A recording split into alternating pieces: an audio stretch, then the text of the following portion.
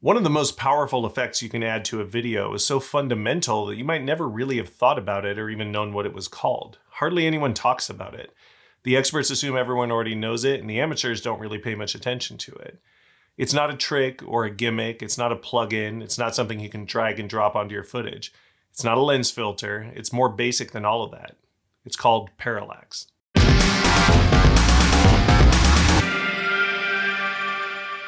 Parallax basically refers to the relative difference in position of objects from different viewpoints. It's why humans have two eyes.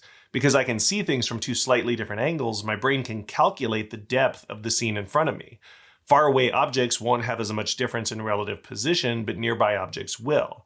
This gets even more interesting when you're moving. Your brain instantly calculates depth based on how objects move relative to your position. This is called motion parallax. This is why a pigeon bobs its head up and down, for example. It's taking measurements to understand the relative locations of objects around it. Parallax is interesting because one of the core concepts filmmakers consider when composing a shot is the depth of a scene. That's why I'm shooting into the corner of this tiny room I'm in, to give it more depth. The real illusion of filmmaking is to convince our brains that these two-dimensional images shown flat in front of us are real three-dimensional events taking place. We want to feel like we're there. Filmmakers can't do that with static parallax because both our eyes are seeing the exact same flat image. However, they can exploit motion parallax to trigger our brain's depth perception and make it feel like the scene is deeper than it would otherwise feel. If you've seen Josh Yeo's short film Anamorphia, which I assume you have because you obviously have excellent taste, this exchange should make more sense now. No matter how many times I do this shoot, I always find something new. Anamorphic lenses behave different than spherical lenses. You get that telephoto depth of field, but with wide-angle shot. We're looking for buildings to film then. No, Otis. We're looking for parallax. Motion parallax.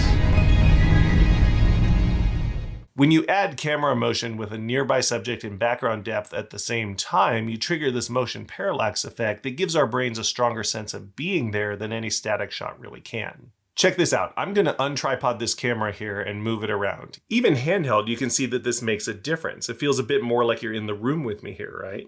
Instead of this room just being a static backdrop, now it feels more like an actual three-dimensional space.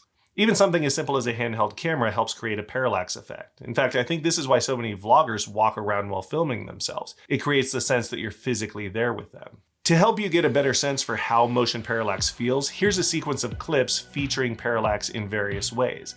Pay attention to how they give you that sense of being there in that place. And be sure to stick around to the end.